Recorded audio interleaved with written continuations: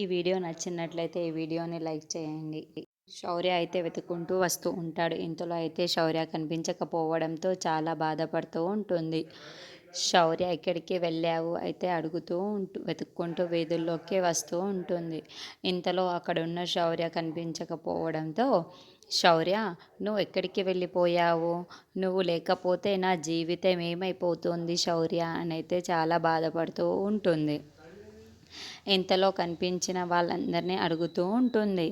ఒక 6 ఏళ్ల పాపని ఎక్కడైనా చూసావా అని అయితే అడుగుతూ ఉంటుంది. కల్పించిన వాళ్ళనందరినీ అడగడంతో ఆ మాటలు వినగానే అక్కడున్న వాళ్ళందరూ మేము చూడలేదమ్మా అని అయితే చెప్తూ ఉంటారు.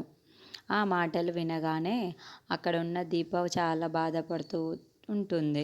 ఎక్కడికి వెళ్ళిపోయావు శౌర్య? మీ వీధుల నాకే కొత్త. నువ్వు ఇంకా చిన్న పిల్లవి, ఎక్కడైతే వెళ్ళిపోయావు? నువ్వు ఎక్కడ తిరుగుతున్నావు?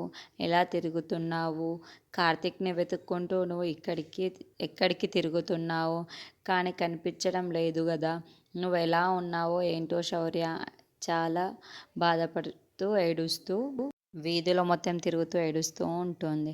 నీకు ఫోన్ చేద్దాం అనుకుంటే నీ దగ్గర ఫోన్ కూడా లేకపోవడంతో నాకు చాలా భయం వేస్తుంది శౌర్య.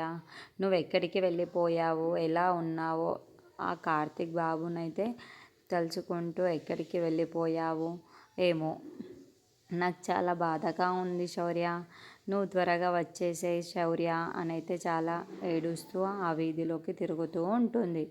శౌర్య, నువ్వు కనిపించకపోతే నేనేమైపోతానో ఏమో నాకే తెలియదు. నీకు తెలుసు కదా, నువ్వు నన్ను తప్పించుకొని ఈ వీధుల్లోకి ఎక్కడికి తిరుగుతున్నావో ఏమో నాకు అర్థం కావడం లేదు శౌర్య. నువ్వు త్వరగా వచ్చేసేయ్ శౌర్య అని చాలా బాధపడుతూ ఏడుస్తూ ఉంటుంది. ఇంతలో అక్కడున్న దీప